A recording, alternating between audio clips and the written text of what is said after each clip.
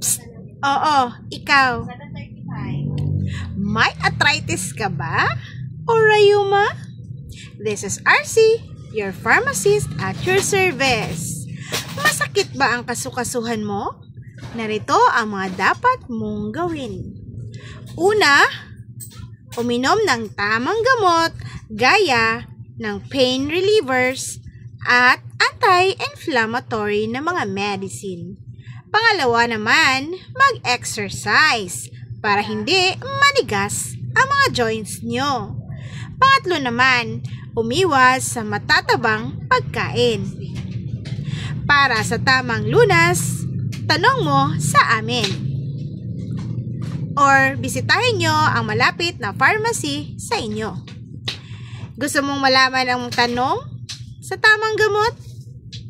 DM us.